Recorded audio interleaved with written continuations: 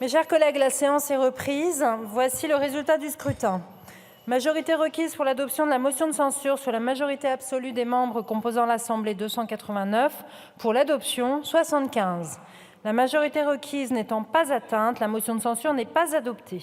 En conséquence, la première partie du projet de loi de finances pour 2024 est considérée comme adoptée en nouvelle lecture. L'ordre du jour appelle la suite de la discussion en nouvelle lecture du projet de loi de finances pour 2024.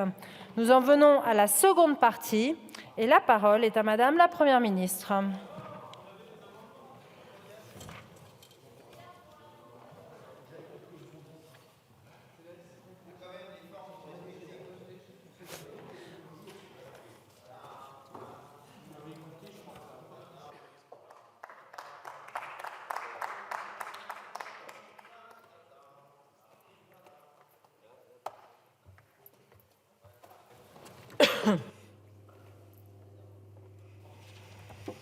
Madame la Présidente, Monsieur le Président de la Commission des finances, Monsieur le rapporteur général du budget, Mesdames et Messieurs les rapporteurs, Mesdames et Messieurs les députés.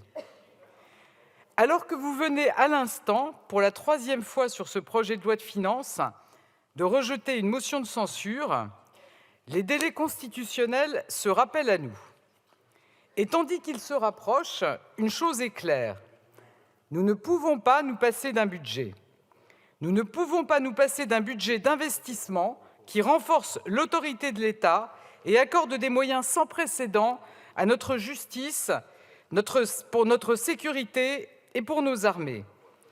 Nous ne pouvons pas nous passer d'un budget vert qui porte les investissements en faveur de la transition écologique à 40 milliards d'euros. Nous ne pouvons pas nous passer d'un budget qui renforce nos services publics et notamment notre école. Nous ne pouvons pas nous passer d'un budget de responsabilité conforme à notre trajectoire de diminution des déficits publics. Nous ne pouvons pas nous passer d'un budget amendé et enrichi grâce au travail parlementaire, grâce à la majorité et aux oppositions, grâce à l'Assemblée nationale et au Sénat. Aussi, sur le fondement de l'article 49, alinéa 3 de la Constitution, j'engage la responsabilité de mon gouvernement sur la deuxième partie et l'ensemble du projet de loi de finances pour 2024. Je vous remercie. Je vous remercie, Madame la Première ministre. L'Assemblée nationale prend acte de l'engagement de la